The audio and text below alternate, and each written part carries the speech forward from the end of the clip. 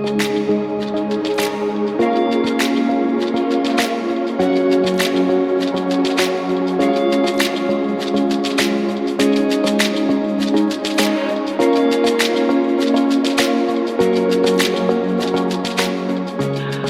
everyone. I'm Josie Faass, the Executive Director of the Robert Schachenbach Foundation. I'm talking today with Professor Justin Hollander.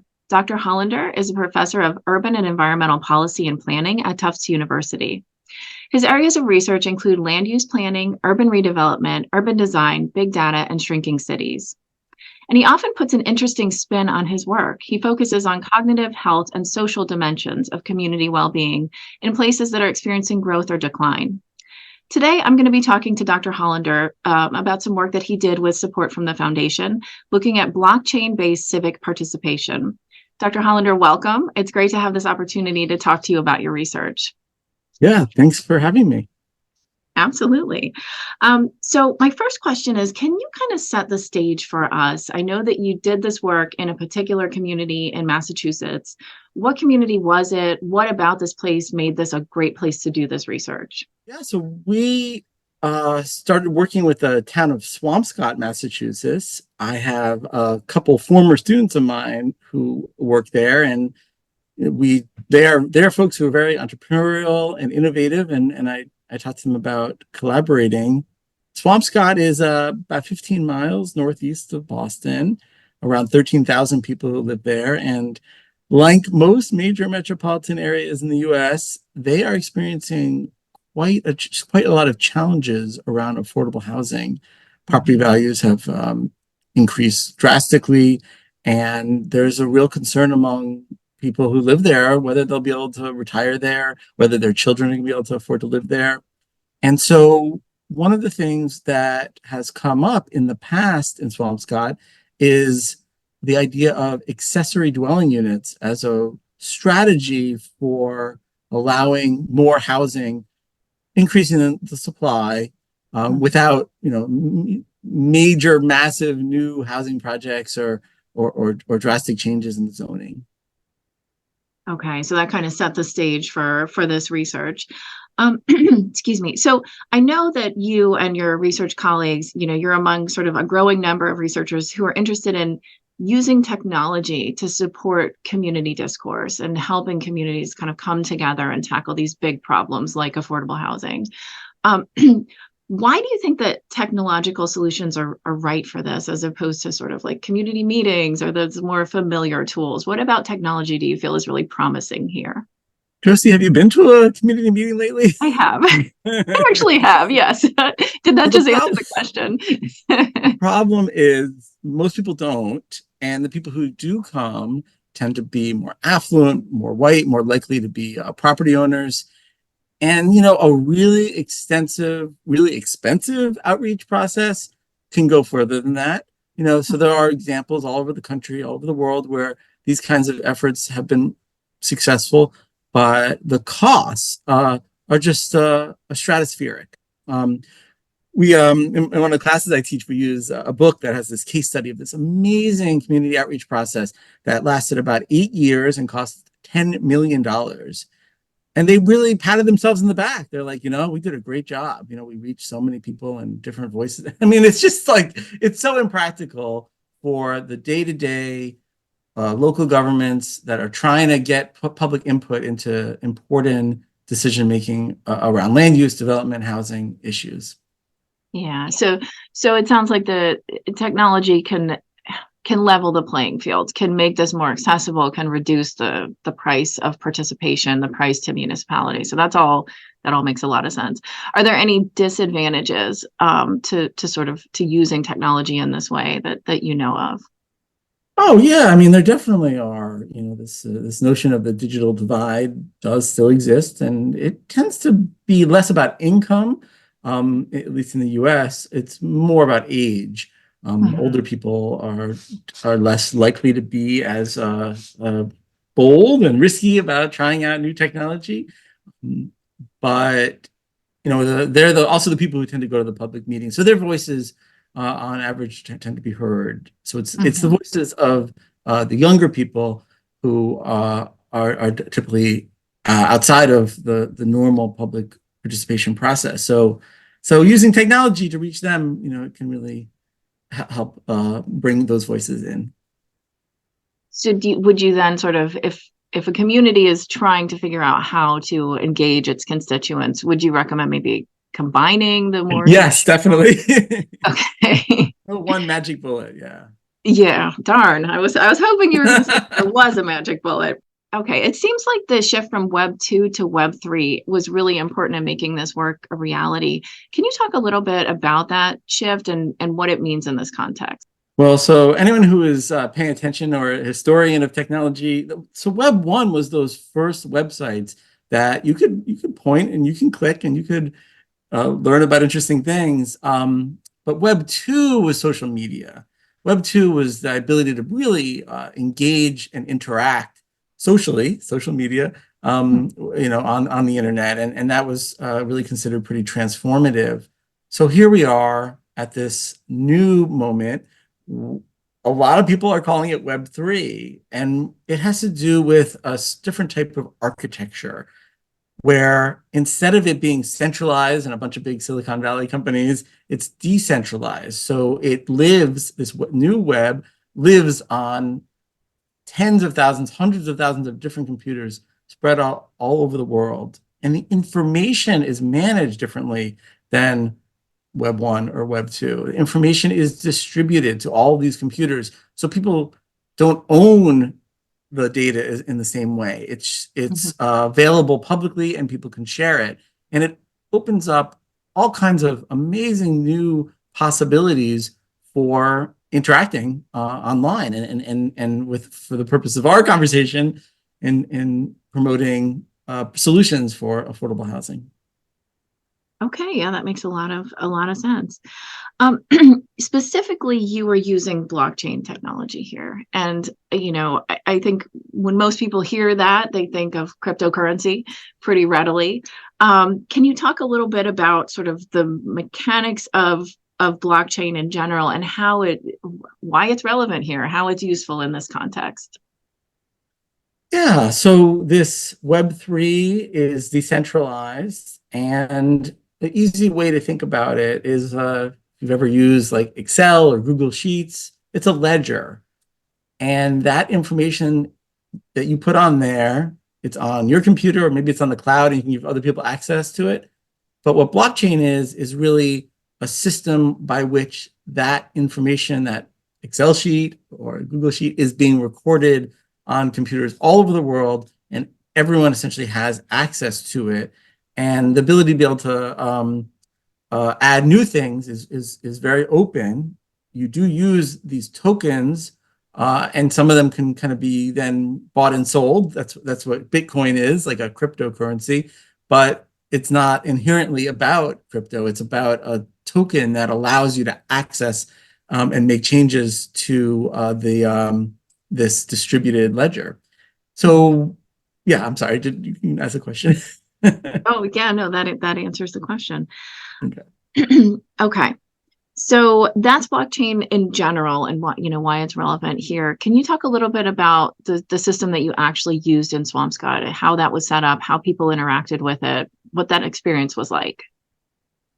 Yeah, so our first step was to try to figure out which blockchain to use. I mentioned Bitcoin a little while ago.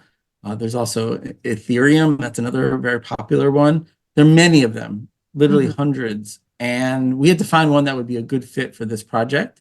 So we found one called the RSK platform. And so on RSK, you use these tokens, and we call them participation tokens. So it's less about like some sort of speculative investment, though they actually do have cash value if someone wanted to sell them. But yeah, what we did is we set it up so that on this platform, we created a website. And then when someone, after we screened them to make sure they actually lived in Swampscott, we sent them one of these tokens so that they could participate. Like I said, it has cash value, so it was only like worth about $1. So I don't think anyone went ahead right away and just like liquidated their participation tokens, but they could have done that. Instead, we were encouraging them to then use those tokens to participate in this platform that we had created, which asks questions about what they think some of the issues around housing are in Swampscott. And then we asked another set of questions. What do you think some solutions that make sense to address some of these problems? And then we gave people an opportunity to be able to, also using these tokens, to be able to vote on the ideas that they agreed with. Right. So did everybody have the same number of, like, did everybody have equal access through the tokens, or were people buying more to keep participating? Yeah, so we gave everyone the same amount, but the system is available so that if someone wants to buy their own, they can. Mhm. But we've kind of been tinkering with a technique so that a person can vote more than once, but the more times they vote, the less impact it has. So it's like using a quadratic equation, the power of your voting diminishes over time. So it's a disincentive to try to rig the system. Yeah, that's great. That all makes sense. How did you get community members on board with participating? What kind of outreach did you do? Well, the first thing we did was we went to a public meeting. Okay. And all 12 of the older white people who were there were all really excited about this the project. Um, so we got their email addresses and sent them more information. And then we did additional recruitment. The town has a newsletter, and they sent some information. And then my students just kind of went onto Facebook and just tried to promote the idea. So that was all, helpful in terms of just kind of like drumming up interest. Yeah. You mentioned in one of your answers that, you verified that people actually lived in Swampscott. Why was that important, and how did you do that? It's definitely an issue with any kind of online participation. We are trying to like test this thing out. So like maybe it makes sense in the future to make it more open, Mhm. but to get the kind of buy-in from the town, that was something important for them. So we did want to make sure. So we asked everyone to complete a online survey where they just confirm that they did live in Swampscott. And Mhm. then through the survey system, we were able to actually look at their IP address, which as long as they're not using some sort of a tool that blocks their IP address, then we were able to identify. And all but one, I mean, there were about 100 people who signed up for this, and all but one actually lived in Swampscott. So we were able to And the one you confirm. were like, we see you there. So obviously this process created a lot of data, right? Like a lot of results that you then had to go through. And I know that you were using AI to help you with that. Can you talk a little bit about that experience? I feel, AI is everywhere you turn now. People are either Yeah. really excited or really worried. And how did that play a role in this work? And how did it help you in getting to the answers quicker? Yeah, so I talked about those two pieces. The first one was asking people to write about what kind of problems they think are in Swampscott around housing, and then the others around solutions. So in a typical planning process, it would be the job of the planner to essentially go through all of those comments and try to like make sense of them, analyze them, and then write some sort of report. Which is not like such a bad thing that it takes a long time, but we wanted to try to create something that in real time could respond to the feedback. So what we did was we trained the computer to be able to recognize certain keywords, certain ideas in people's responses, and then it grouped them into I think there are about five uh, pre-structured categories for each of for the problem and for the solution. And then there's also an other. So the idea was that we had an idea of what people were going to talk about. So then anytime there's for example, if someone was going to be talking about lack of housing for elderly, then the system would be kind of looking for words that were related to that, and then put that comment under that heading. Mhm. And if there were a comment that didn't belong in any heading, then we would put it in like the other. So it's Yeah. just kind of helps everybody who's using the website see the patterns and see the different types of comments that are being made and which ones are being voted on the most. Okay. Oh, that's really interesting. Did you find that the other category had some sort of shape to it that you could discern, or was it really just random, sort of passing thoughts sort of stuff? Yeah, I mean, not too much really showed up in the other, but there were a few comments that just I think the system just didn't do a good job of recognizing Okay. that it really belonged in one of the predetermined categories. So in terms of findings, I mean, where what were you able to articulate about the community's concerns and ideas based on talking to them or interacting with them through the system?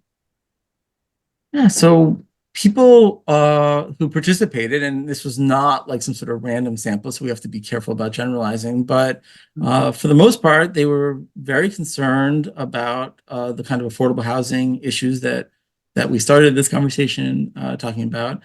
And in terms of the solutions, a lot of them really supported the idea of accessory dwelling units. There's a lot of other support for providing housing for elderly and senior housing. But we were really pleased that came up repeatedly as a solution that there was a lot of support for. And Hmm. the big result of all this was that at the end of the process, the town had a big meeting. In New England, we call it a town meeting, where all of the residents are invited to just come and discuss and talk about what's going on in Swampscott. And this proposal that the town planners developed based on the input that was developed during this the community input blockchain experiment that helped them shape a proposal that actually passed. And so now there is an ordinance in the town that anyone who owns property can buy right without having to go through any kind of special permit process, making some sort of a case for it. They were able to now build an additional accessory dwelling unit on their property, which we think will drastically increase affordable housing in the town. That's amazing. To actually have that tangible outcome of this work is just really amazing. That's incredible. I was not aware of that. That's great.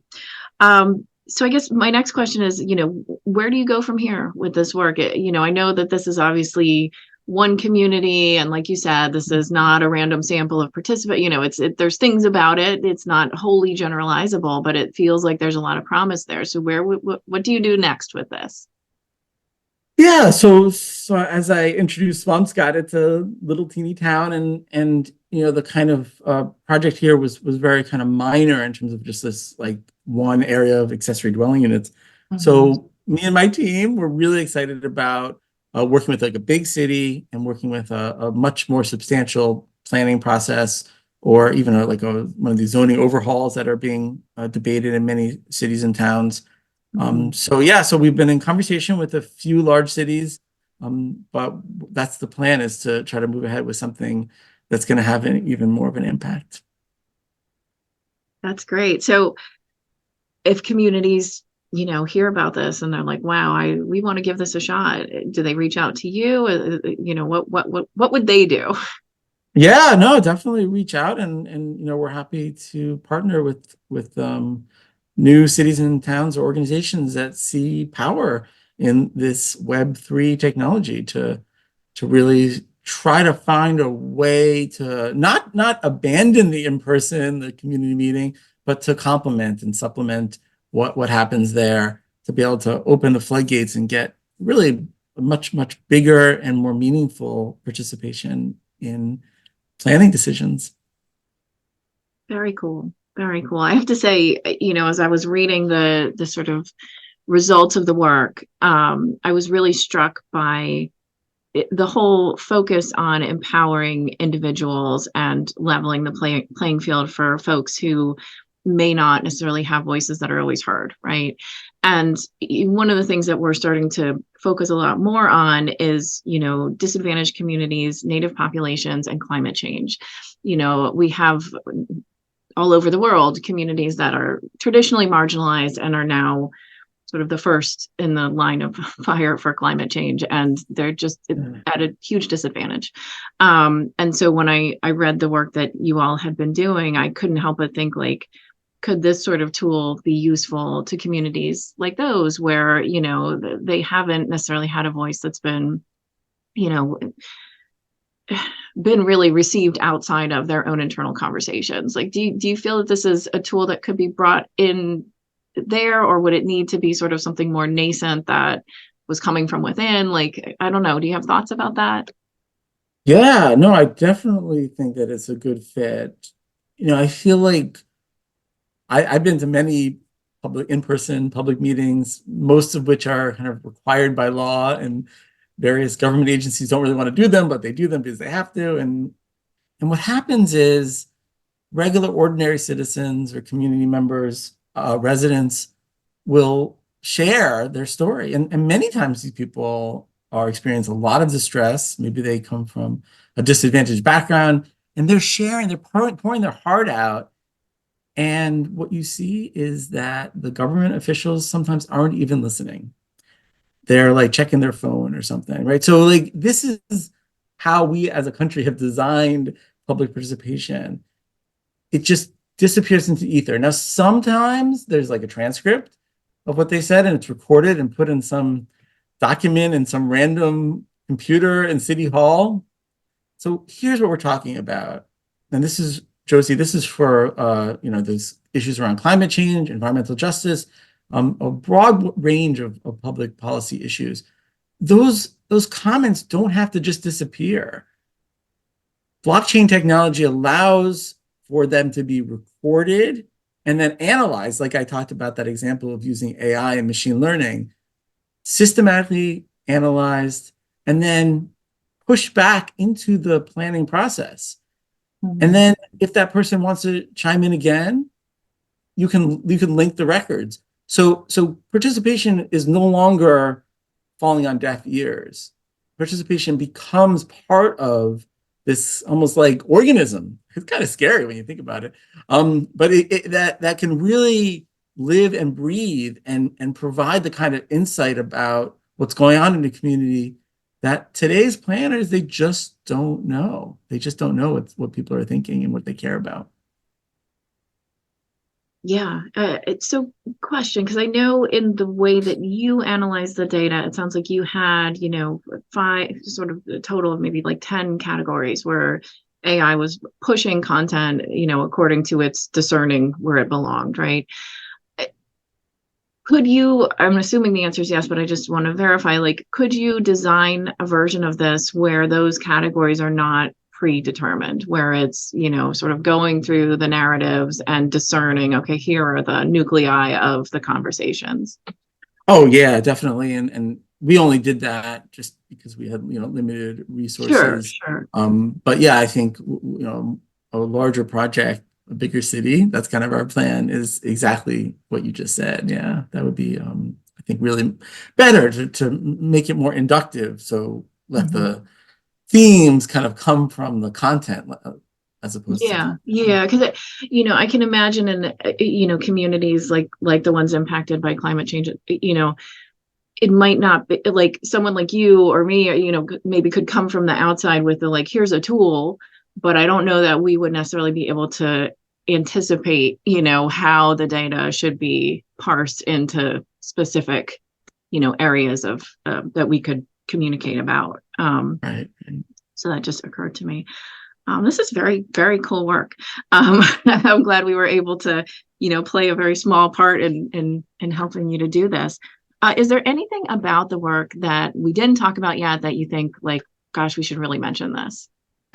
No, I mean, I've, really enjoyed the opportunity to be able to partner with the town of Swampscott. So I want to, thank them. So Pete Kane and Marissa Meany were our contacts. So just want to give them a shout out. And I had a number of partners here at Tufts, including Helena Rong and many students who played really critical role in making this happen. And of course, I want to thank you, Josie, and the Schockenbach Foundation for your support of this research. this has been a fun one. I have to say, this has been a very interesting demonstration. And gosh, it just seems to point towards so many other applications where these things could be implemented and really benefit people in real time in real life, which is incredible. So Justin, Dr. Hollander, thank you so much for talking with me today. Thank you for doing this work. Very cool stuff.